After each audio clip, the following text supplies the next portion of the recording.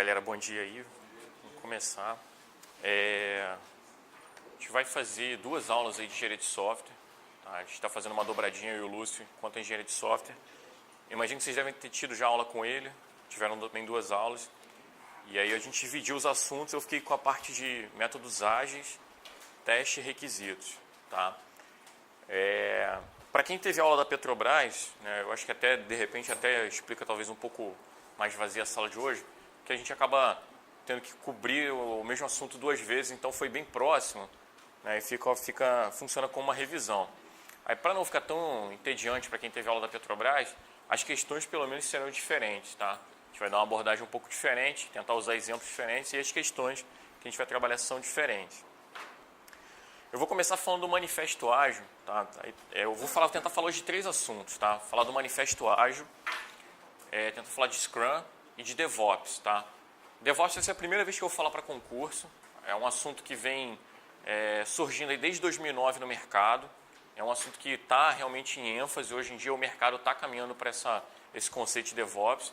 E a CESP já vem cobrando, a gente já tem um volume razoável de questões, já dá para ter uma aula. Então eu acho interessante a gente puxar esse assunto como um assunto diferenciado. Tá? Também hoje. A ideia é a gente começar com manifesto ágil, Scrum e DevOps. Tomara que caia na prova ainda. Então, se cair na prova, melhor ainda. Tá?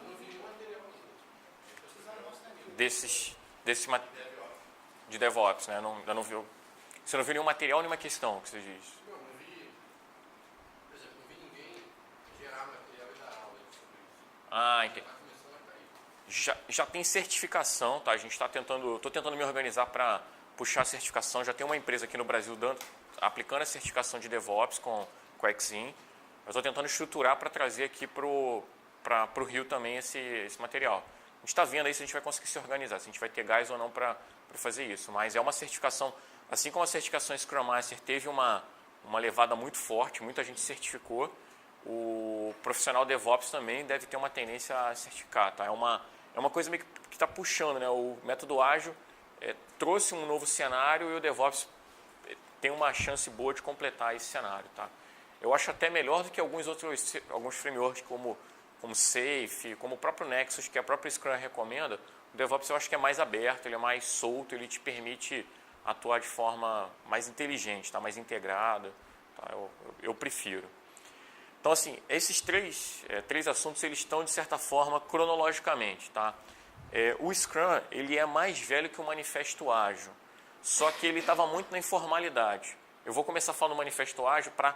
Assim, meio que o marco formal dele é 2001, o Scrum já tem um marco formal lá para 2005, apesar dele existir antes, mas ele existia no mundo mais experimental, lógico, de forma comprovada, era aplicado em empresa, mas ele ainda não tinha uma roupagem, ainda não tinha o documento formal dele, não existia essa parte de certificação, o próprio nome dele ainda estava meio incerto. Tá? Então, eu vou começar pelo Manifesto Ágil, é um assunto rápido, tá? Não é um assunto muito complicado. Tá? Basicamente, existiam vários grupos de engenheiros de software trabalhando, tentando melhorar o jeito de trabalhar. E cada um foi lançando o seu framework. Então, um dos mais famosos, o Scrum, outro, o Extreme Programming, tem o Crystal, tem a família Lean. Todos esses caras estavam puxando um novo jeito de trabalhar, menos burocrático, né? A parte de desenvolvimento de software começou a se tornar muito burocrática, uma parte muito processual. Eu faço um pedacinho, entrego para ele faz um outro pedacinho, entrega para o outro. E aí, para você desenvolver algo que, a princípio, né, um jovem na faculdade desenvolvia em uma tarde, numa empresa você demorava 1 mês para desenvolver. E aí, pô, as pessoas, cara, é um absurdo, né? O meu sobrinho fez um sisteminha lá em casa e fez no final de semana. Na minha empresa eu demoro 3 meses. Por que isso? Tudo bem, pode ter aspectos de qualidade que ele não considerou, pode ter alguns aspectos, beleza, mas ele fez, ele conseguiu entregar. Então, o profissional deveria conseguir fazer num tempo não tão maior do que isso. Então, todos esses frameworks estavam fundados nisso. Tinham uma fundamentação em precisamos entregar mais rápido, tá? Mas com qualidade, a gente não pode abrir mão da qualidade. Então, o ágil, né, vem muito de sempre estar entregando sem abrir mão da qualidade. E aí, esses caras se reuniram, tá, lá em 2001, e assinaram o tal do Manifesto Ágil. É um documento que está na internet. Vocês entram, se jogar no Google Manifesto Ágil, vai vir o documento. Você pode assinar esse manifesto, tá? Falar, eu concordo com o que está aqui. E, basicamente, esse manifesto ele tem ele pega 8 valores que são conhecidos nossos e faz uma priorização entre esses 8 valores. Tá? Joga 4 como mais prioritários e 4 como menos prioritários, mas ainda assim entende que esses 8 valores são importantes para nós. A gente vai passar por esses 8 valores e além desses 8 valores eles declaram 12 princípios. Então o Manifesto Ágil se resume a 8 valores, eu preciso entender a ordem de priorização entre eles, e 12 princípios. Tá? Esse é o resumo do Manifesto Ágil. Ele está traduzido para português, tá? Como ele é bem simples, a tradução ela é perfeita, tá? Não tem nenhum furo de tradução, a gente pode utilizar.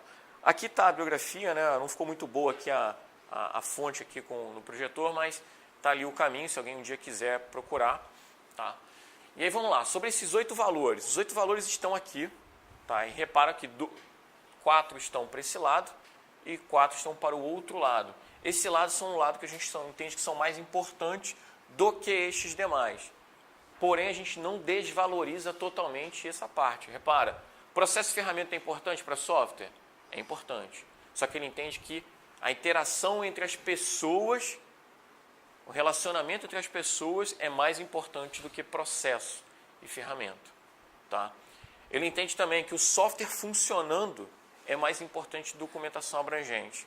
Então, por que na empresa a gente demora tanto para entregar? A gente fica tão preocupado em ficar tanto tempo documentando, criando tanta especificação, projetando, e não sai nada. E assim, para o usuário final, o que ele quer uma tela, ele quer um aplicativo, ele quer um site para trabalhar. Ele não quer nada mais do que isso. Tá? O outro ponto, ele entende que colaboração com o cliente é mais importante que negociação de contrato. Negociação de contrato é importante? É, mas colaborar com o cliente é muito mais importante. Então, o cenário que ocorre às vezes, o cara vem preocupado, vem com aquele contrato embaixo do braço e, todo burocrático preocupando. Ó, cláusula 1, 2, 3 diz isso, cláusula 4, 5, 6. Às vezes as cláusulas estão ali para te dar uma linha geral. Tá? Ela está ali para te dar uma orientação geral. Mas em alguns cenários ela não vai mapear, nenhum contrato no mundo vai mapear 100% dos casos que ocorrem na prática. Então ali tem linhas gerais. As linhas gerais não podem ser desrespeitadas. Tá? Mas tem que colocar, é mais importante eu me colaborar, me relacionar bem com o cliente do que simplesmente ficar procurando brecha em contrato. Tá? E por fim, e esse é um dos mais importantes de todos, tá? A gente vai ver que nos princípios ele se repete algumas vezes, é mais importante responder a mudanças do que seguir um plano. Então isso, mesmo que seja até tardio, tá? Então não adianta nada, assim, eu fiz um plano para resolver, fiz aquele cronograma maravilhoso, projeto de desenvolvimento de software de 2 anos. Começou a dar tudo errado no início, eu tenho que mudar o plano. Porque se eu for seguir ele, eu vou cair por um caminho errado. Tá? Então, responder à mudança é muito mais importante que ficar num plano errado. Tá? Lógico que essas mudanças elas têm que ser sutis, né? Não pode ser mudanças tão bruscas, mas é mais importante a gente tratar com as mudanças.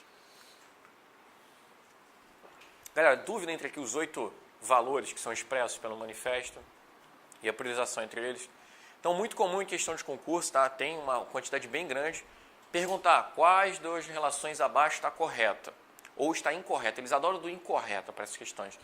Aí entre as 5 alternativas estão estas 4 e a incorreta é uma que ele inventa. Então ele vai e cria uma aqui, tá, para você marcar. Tá? Então um número de questões bem grande, cobrando exatamente essa temática. E os princípios? Vamos passar pelos princípios. Repara, o primeiro princípio, satisfazer o cliente. E ele fala a forma que ele quer satisfazer o cliente, entregando de forma adiantada e contínua, e aí tem muito a ver com DevOps, está entregando de forma contínua software de valor. Tá? Então ele quer entregar software de forma contínua e um software que tenha valor. Essa é a forma de satisfazer o cliente. Tá? Se a gente trabalha com desenvolvimento de software, só pode ser entregando software que a gente vai satisfazer o cliente. Não é entregando documentação, não é entregando casos de teste, não é entregando nada, mas sim entregando software. Tá? Esse é o mais importante. O resto tudo faz parte do software? Faz parte de entregar, mas o mais importante para o usuário final é o software.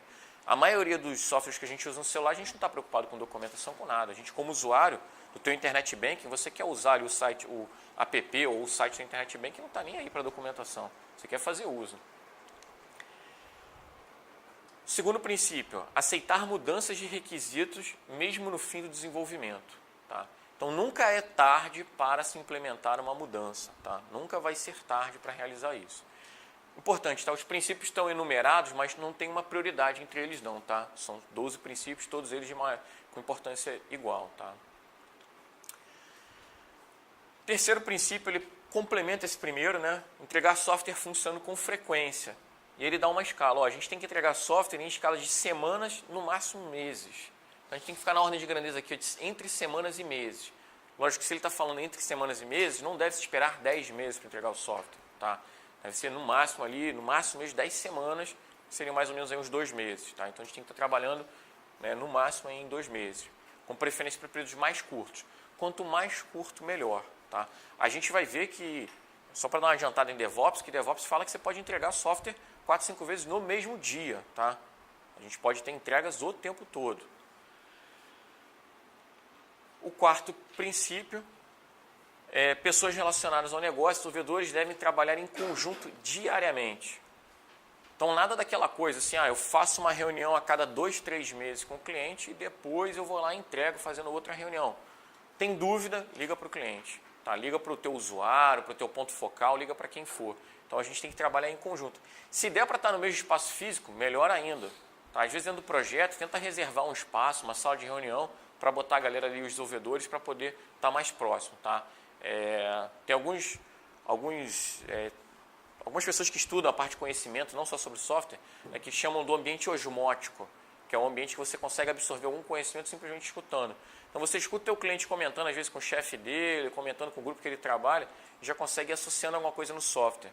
Tá? Mesmo que você não esteja focado naquele trabalho, mas você já está absorvendo algum tipo de conhecimento. Então, quanto mais próximo você estiver do cliente, melhor. Tá? Quanto mais você se relaciona com ele, melhor. Isso aqui é um ponto-chave. Tá? Isso aqui, eu sempre comento, é muito difícil, mas ele diz, para a gente ter um bom desenvolvimento de software, a gente precisa de pessoas motivadas. Tá? A gente só consegue ter um bom desenvolvimento, a gente só consegue fazer... Eu acho que qualquer trabalho, a gente só consegue fazer um bom trabalho se as pessoas estão motivadas. Né? Isso é a maior dificuldade que tem. Eu acho que o Manifesto Ágil, assim, bota isso aqui como um princípio e dane-se. Agora, aqui é onde os gestores, os próprios desenvolvedores mais sêniores, as pessoas que precisam do software têm que trabalhar em manter o ambiente motivado, manter a galera motivada. Se as pessoas não estão motivadas, vão entregar software de baixa qualidade, não vão se preocupar com teste, não vão se preocupar com usabilidade, não vão se preocupar com nada. Se elas estão motivadas, estão empolgadas, elas veem o trabalho delas sendo reconhecido, elas vão estar motivadas. Tá? Então, o feedback é uma coisa importantíssima para você manter a pessoa motivada. Isso aqui se torna muito interessante, complementa o anterior. A comunicação, ele fala, a forma de comunicação para ágil não é por e-mail, não é por telefone, não é por documentação, não é por carta. É comunicação cara a cara, face a face. Tá? A comunicação verbal é a melhor comunicação que existe. É a comunicação que você pode transparecer todo tipo de sentimento. Tá? Então, essa é a preferência deles. Comunicação cara a cara. Então, documentação, aquele velho jeito de trabalhar, eu vou aqui, vou ficar um mês fazendo documentação e vou mandar para o cara. Aí chega lá um documento de 120 páginas. O cara não quer ler aquilo ali, o cara, vou ficar lendo 120 páginas aqui. Às vezes a gente bota uns diagramas e acha bonito, aí bota um diagrama de atividade, diagrama de sequência, bota um diagrama de caso de uso, aí o cara fica olhando aquilo. Aí não sai não com o software, né? Aí o cliente fala que é culpa do desenvolvimento fala que é culpa do cliente e fica naquele velho inferno. Então é melhor, quero apresentar algo mais técnico, quero apresentar o que quiser, apresenta frente a frente, que o cara vai te dar o feedback, isso aí eu não entendo, não me apresenta isso, muda o formato, usa um formato mais apropriado para mim, que esse formato eu não entendo. Tá? Então, comunicação cara a cara permite esse tipo de coisa. Medida primária de progresso num projeto de software não é um cronograma dizendo lá que está em 98%, que está dizendo 97%, mas sim é software funcionando. Tá? Então, medida primária para a gente aqui em Ágil é software funcionando.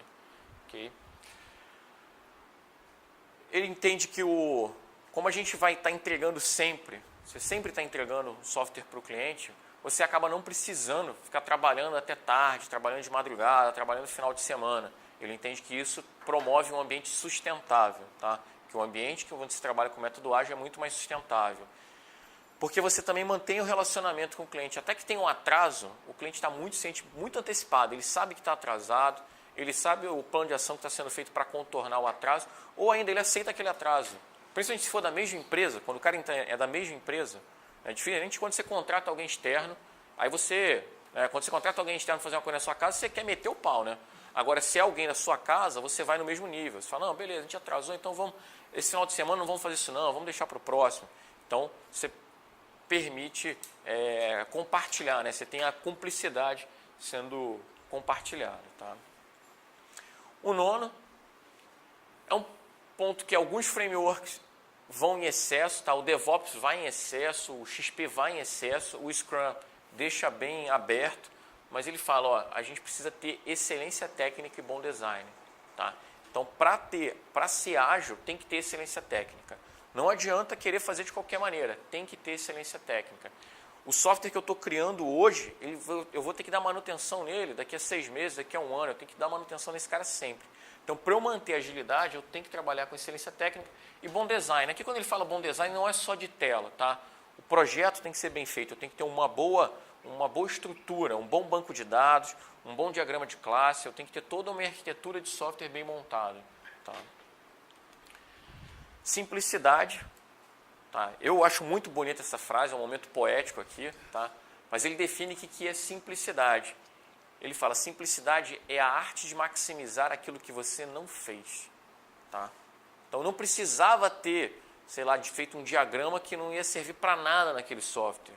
Deixei de fazer. Eu fui omisso quando eu não fiz aquele diagrama? Não, eu fui simples. Eu não precisava, aquele diagrama não ia agregar nada. Lembra, a gente precisa fazer coisas que têm alto valor agregado. Então, às vezes, a gente exagera. Pega o ML e quero fazer todos os diagramas para todos os projetos. Faz sentido? Não faz sentido. Então, eu tenho que entender quais são os diagramas que vão me agregar valor. E esse sim eu vou escolher. Tá? E isso aqui é só com excelência técnica que a gente vai conseguir escolher os melhores diagramas. Então, isso aqui está muito complementar. Tá? Por fim, isso aí, o ágil também é uma quebra muito forte de paradigma para o jeito que boa parte do mercado trabalha ou trabalhava, que é time auto-organizado. Tá? O time auto-organizado, ele é aquele time que não precisa de um gerente. Não precisa de um gerente de projeto, não precisa de um gerente funcional, não precisa de um cara dando ordem o tempo todo. O próprio time ele tem uma excelência, ele tem um grau de senioridade que ele se auto-organiza para fazer as suas entregas. Tá? Ele mesmo vai se auto-organizar. A gente olha para o mercado em geral que a gente está inserido, o time que a gente trabalha, a gente tem dificuldade de enxergar isso aqui. Geralmente tem um cara lá, tem um capataz lá que fica dando chicotada em todo mundo e a galera funciona baseado nesse cara. Mas não é o saudável, né? Para esse cara é estressante, ou o cara é um sádico, adora ficar dando esporro em todo mundo, ou o time vai ficar com o tempo, porra, não aguento mais esse cara reclamando, esse cara me dando esporro. Mas o problema é que muita gente trabalhando errado, né? Como é que você faz? Tem gente gostar, nego de má vontade, próprio time. É nego com boa vontade, mas que entrega errado. Porra, aí está faltando excelência técnica. É diferente. Tem um cara que só funciona assim, se você deixar aberto, ele não vai fazer. Tem uns que ficam quietinhos, ó, se não entregar nada, você vou ficar aqui, ó. Não vou errar? Eu faço esse trabalho. Eu vou trabalhar assim, encolhidinho, ó. Se não mexer comigo, eu tô aqui, ó. Fazendo concurso, fazendo qualquer coisa. Tem outros que têm boa vontade, mas entregam tudo errado. Tem outros de má vontade. E tem uma galera que trabalha assim. E aí, como é que faz? É difícil. A realidade Então, aí esses métodos têm que expor esse tipo de problema, tá? O interessante é que você comece de alguma forma a expor esses problemas para você resolver o problema. Ou para alguém resolver esse problema, tá? Todos esses princípios não resolvem o problema de forma sozinho. Cada um deles vai permitir, na verdade, que você dê visibilidade para o problema e aí o problema tem que ser tratado. privada é mole, você corta todo mundo concursado, você não consegue mexer. Cara, não sei nem empresa privada se você corta todo mundo. Não, você já tem uma massa de manobra maior. Pode ser que você tenha mais facilidade para fazer isso. Tu não mexe com o cara. Pode transfere diário, mas é difícil, porque ninguém quer receber o cara ruim. Tem isso. O cara fica ali um elefante branco dentro da empresa. Né? Complicado. Não, assim, eu não estou dizendo que a gente, esse problema... Eu entendi que isso aí... A meta, né? Agora, tem um ponto importante. O Kent Beck, que é o cara que escreveu o XP, ele fala o seguinte, quando ele pega uma lista assim, desses princípios, ele próprio declara alguns, ele fala o seguinte, olha, cada princípio desse aqui tem suas fragilidades. Todos eles, sem exceção, têm fragilidade. Como é que você vai vencer as fragilidades desse? Com a força dos outros princípios. Tá? Os outros princípios têm que te dar alguma força para você resolver o problema daquele. Tá? Basicamente, é esse último princípio aqui que vai resolver parte da fragilidade dos outros. Tá? Em intervalos regulares, o time reflete como ficar mais eficiente.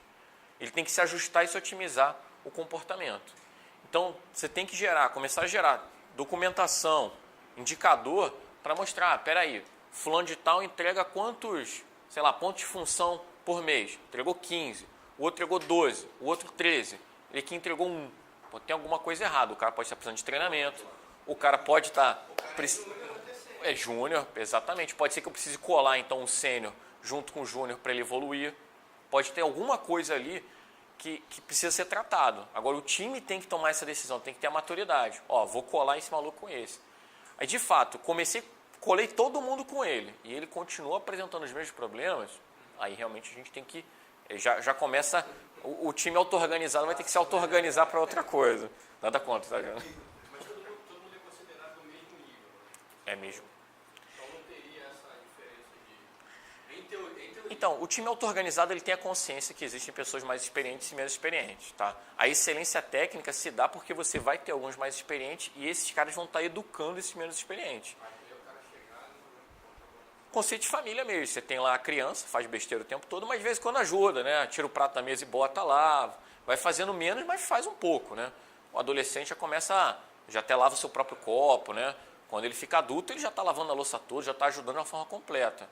Então, é a mesma coisa que deveria ser no mercado de trabalho. A gente tem a galera que vai educando os de baixo, né? Por isso o cara entra como estagiário, tem o jovem aprendiz, o cara entra como júnior.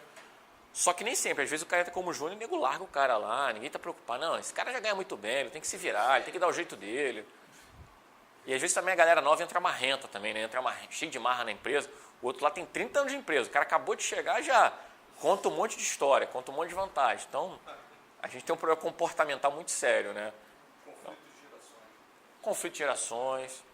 Cara, o RH, ele coitado, geralmente ele não consegue entrar nessas coisas para resolver, mas o RH deveria ser muito importante. O papel de um gestor mesmo, que eu entendo, tá, a minha opinião, e até olhando o que a gente vê aí da parte de gerenciamento mais moderno, é um cara de RH, cara. Você pode falar, não, meu chefe é analista de sistemas, é um engenheiro, é um matemático, que seja. Cara, o cara tem que ser um cara muito forte em RH. Ele tem que se preocupar com as pessoas. Porque principalmente no nosso tipo de trabalho, que é um trabalho criativo, o cara tem que estar preocupado com as pessoas. Se ele não se preocupa com as pessoas, esquece que ele não vai conseguir fazer uma boa entrega. Faz parte. Essa é uma das partes complicadas do ser humano, né? A comunicação. Mas esse é a parte essencial. O dia que a gente entender que software depende exclusivamente de pessoas e não simplesmente de software para fazer software, né? Não adianta eu compro o Visual Studio mais novo, compro o SQL Developer mais novo, tudo do melhor. Mas eu não me preocupo com as pessoas estão em guerra o tempo todo, eu não vou conseguir resolver. Eu vou ter problemas. Tá? E o povo latino é um povo, né, tanto muito emotivo, mas também muito agressivo às vezes. Né? Quando resolve entrar em disputa, né, quando as pessoas têm um perfil de disputa, cara, é difícil segurar. Tem esse problema também, né? É aquele cara muito bom, mas ninguém gosta de trabalhar com ele. Porque ele entra na equipe e todo mundo fica bolado. Você treinar o cara, você é o melhor da empresa, mas mudar o caráter dele. Assim, mudar uma pessoa é praticamente impossível, mas você pode tentar moldar. Ó, ou você se enquadra nos moldes da empresa, mesmo que você seja um ator aqui dentro, bicho, mas você vai se aqui, ou sinto muito. Aí as pessoas, algumas amadurecem, algumas infelizmente vão caindo por um lado ruim, mas as pessoas em geral, elas... Dá um jeito de chutar o cara pelo cara, rapidinho. É. Vai subir novos desafios. Vai trabalhar com banco de vagas. Banco de vagas, né? Não é mais banco de dados. Você consegue fazer isso?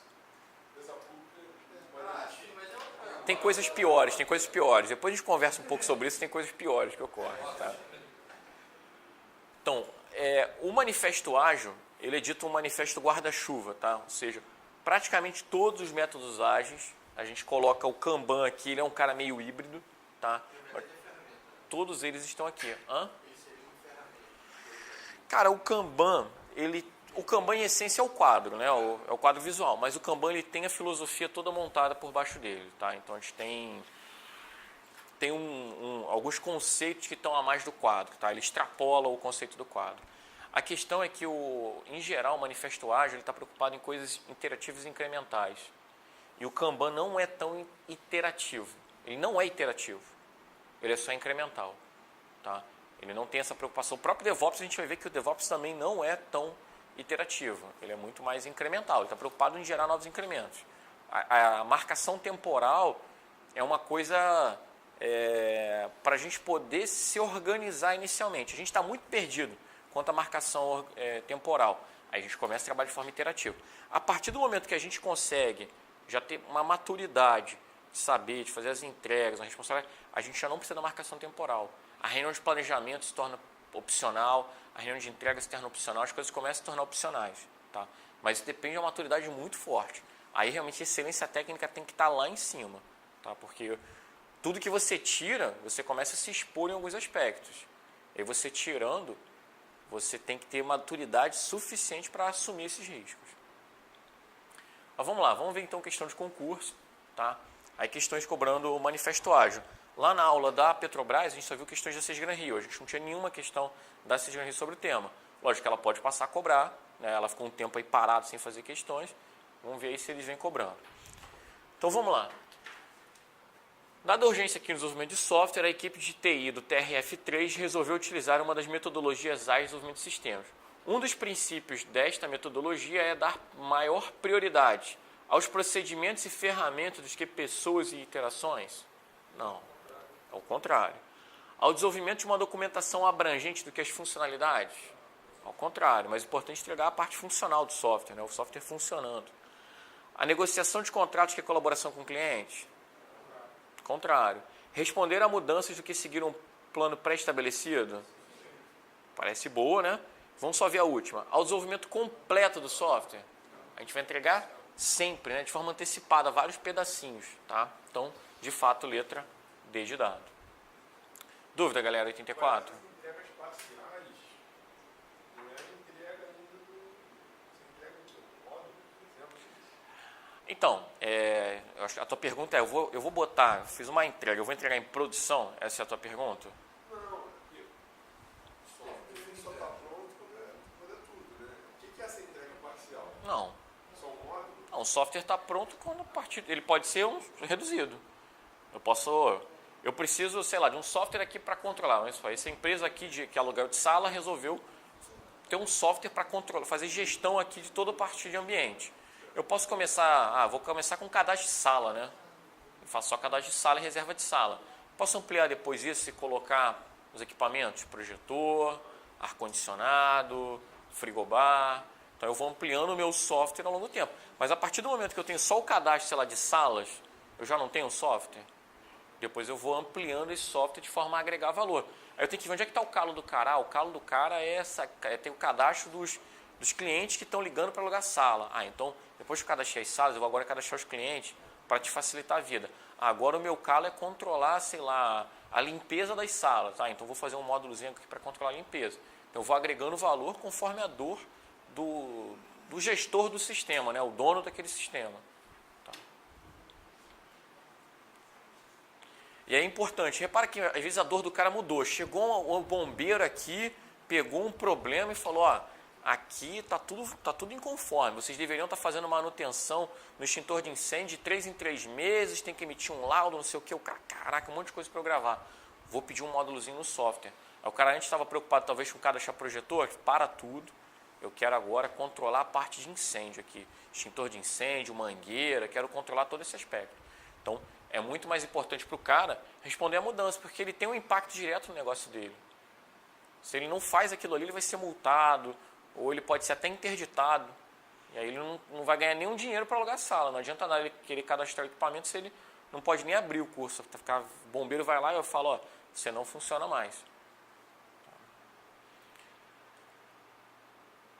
Vamos lá. Os métodos ágeis de desenvolvimento de software, como o XP, consideram um conjunto de valores fundamentais derivados do manifesto ágil.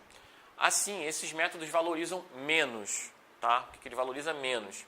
Os indivíduos e as interações entre eles do que processos e ferramentas? Não, né? O software funcionando do que a documentação abrangente? Também não. A colaboração com o cliente, que é a negociação de contratos? Também não. A resposta rápida à mudança que seguir um plano previamente definido. A rigorosidade de processo que é adaptação às mudanças. Sim. É exatamente do que a galera está fugindo, né? Tem que tomar cuidado. Você vai na letra A logo de cara, se você não percebe. Lê o enunciado com calma para saber, ele quer o correto ou o incorreto. Isso é uma coisa que a gente tem que grafar. Marcou ali o que você quer, aí você vai. Fica batido, eles começam a usar essas palavras para tentar pegar o cara. E são 4, né?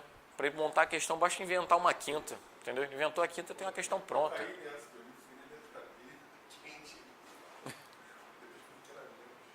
É o menos ali, né? O que ele valoriza menos.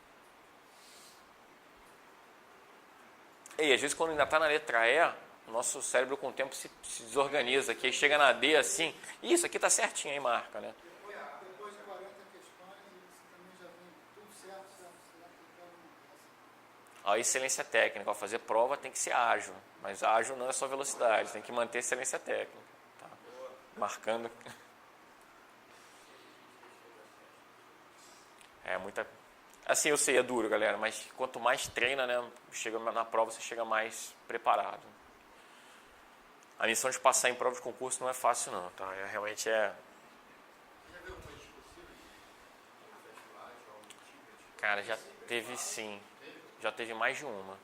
Já teve. Não sei exatamente o manifesto ágil, tá? Não lembro agora de cabeça se era manifesto ou se era Scrum ou se era XP, mas já teve mais de uma, sim. Tá? Se não me engano, o IBGE colocou uma. Acho que na prova do ano de 2016, eu acho, estava uma sobre ágil. Eu fiz uma vez um compêndio de várias questões discursivas, eu posso depois disponibilizar para vocês. Aí todas acho que eram de engenharia de software, tá? Vamos lá. As metodologias ágeis tornaram-se populares em 2001. Foi quando foi assinado o manifesto, tá? Elas já existiam antes, mas foi quando foi assinado. Aí ele fala aqui dos caras lá nos Estados Unidos. O objetivo foi discutir maneiras de melhorar o desempenho de seus projetos. Embora tivessem preferência e métodos distintos entre si, concordavam num pequeno conjunto. Tá? Então foi criada aqui a Aliança Ágil e estabelecido o Manifesto Ágil. Não é considerado um princípio por trás do Manifesto Ágil. Responder às mudanças mais que seguir um plano é considerado, não está errado. Colaboração com o cliente mais que negociação de contratos também está errado. Processo e ferramentas mais que indivíduos e interações entre eles. Gabarito, né? Que é o contrário da E. Então seria não ser nada a ser. Né? Ele botou a C, uma contradizendo a outra, né? Então fica entre as duas, né? Então. Essa parte é bem tranquila, tá? Se a gente pega o princípio, cara, é bem tranquilo. Não dá para perder, porque como é que você pega a cultura da coisa? Você entendeu a cultura? Por mais que você saiba, na minha realidade não é essa, mas você pegou a cultura da coisa, você vai embora, tá? Então, sobre o documento conhecido como Manifesto Ágil, é correto dizer que prega uma extensa lista de documentos, processos, atores. Não. Lista e cataloga a maioria dos métodos vigentes à época de sua criação, classificando cada um como ágil ou burocrático. Não, ele não fez isso não. Pode ser que alguém tenha feito, mas não foi ele. Tá? Foi criado com base para descrever as principais ideias e práticas que eram comuns a muitos métodos considerados ágeis que já existiam na época. Tá boa, né? Isso aqui, vamos reservar ela então. Foi criado com base na ideia de que se tudo for muito bem controlado, não. A partir dele foram definidos o XP de 95, tá? O XP, o livro lá do Kent Beck é de 95. Então, o Manifesto Ágil vem em 2001, tá? Então, o Scrum existia antes, mas o Scrum formalmente é mais recente, tá? É 2011 que ele é formalmente colocado com Scrum, com Manifesto e tudo mais, com Scrum Guide. Antes ele existia em livros, em palestras, tá? Então é meio até duvidosa a data dele exatamente, quando foi criado. Tá? Então a gente volta aqui. Eita, acho que eu subi demais ali, né? Aqui letra C. Tá? Eu peguei o C do classificando. Né? Então, vamos lá, é o contrário. Até a questão anterior, ela dava até a dica. Já existia o XP, já existia o Scrum, já existia o Crystal, já existia DSDM, já existia a ASD. A galera só estava, a gente está com muito movimento isolado, né? Vamos botar até, fazer um paralelo até com os partidos políticos. A galera está cada um com um movimento totalmente isolado. Se ninguém se juntar, não vai conseguir ganhar uma eleição, não vai conseguir. Então, os caras, eu estou com um movimento aqui parecido com o seu, você está com outro movimento. Vamos entender o que a gente tem de mínimo comum igual, e a gente faz um manifesto, e a partir dali aí a gente disputa. Aí eles fizeram isso. Então, eles fizeram um manifesto ágil, mas eles já tinham, o XP já existia, o Scrum já existia, tá? Todos já existiam. O RUP já existia também. Agora, quando entra ali o RUP, cara, o RUP não é nada ágil, tá? O RUP é tudo que não... O agilista, tudo que ele não quer o RUP na vida dele.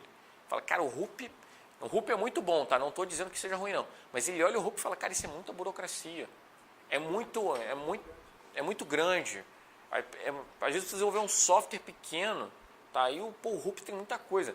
Para eu pegar o RUP, entender, adaptar, porque o RUP deve ser adaptado para a sua realidade. Eu demoro muito tempo. Então, deixa para lá, deixa eu criar o meu aqui, que fica mais fácil. Então, os métodos ágeis vieram até combatendo. CMM também. CMM totalmente perdido ali. Tá? Mas até se a gente parasse aqui, já está errado aqui. Quando a gente fala aqui, ó, já para aqui em Crystal, tá? Quando eu paro a leitura aqui em Crystal, já poderia dizer que está errado.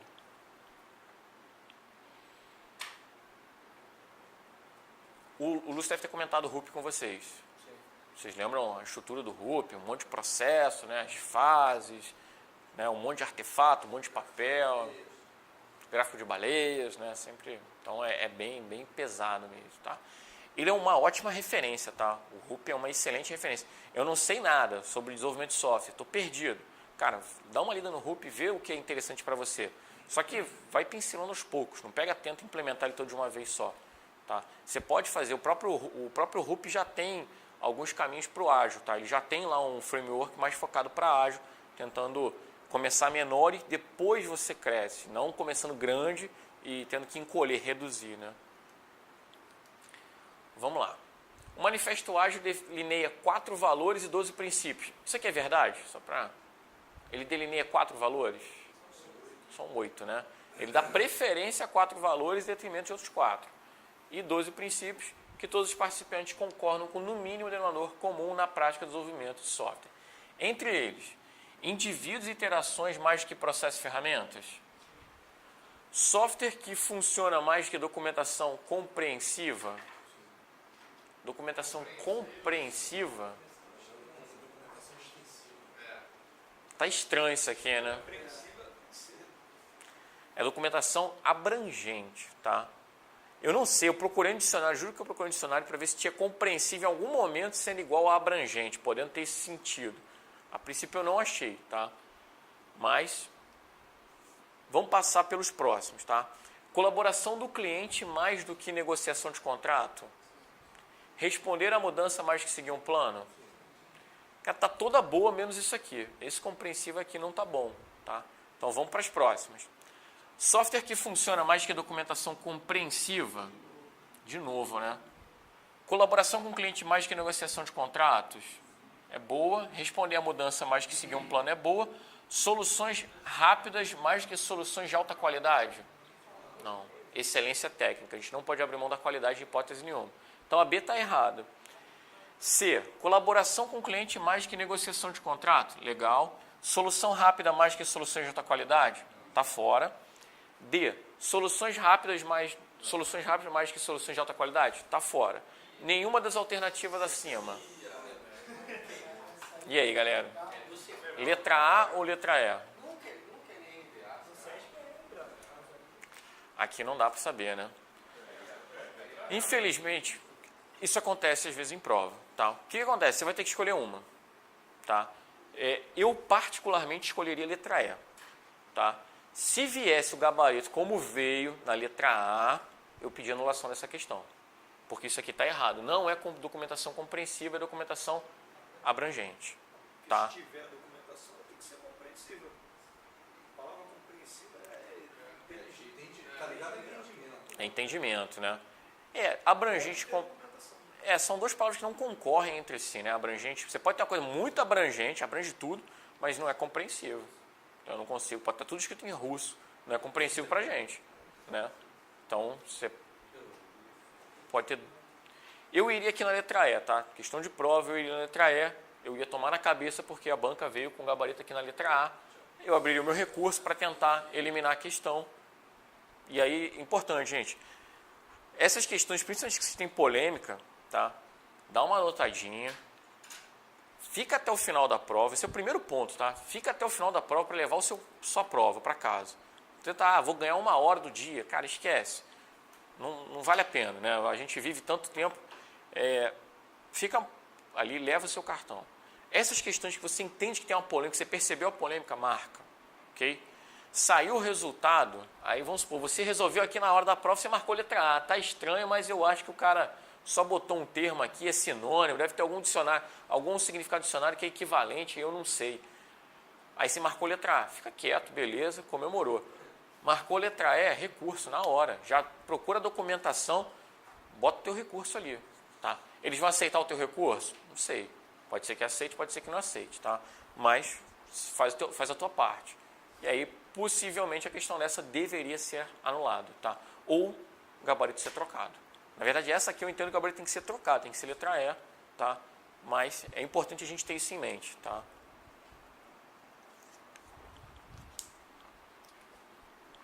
Vamos lá. Lá no sertão, né?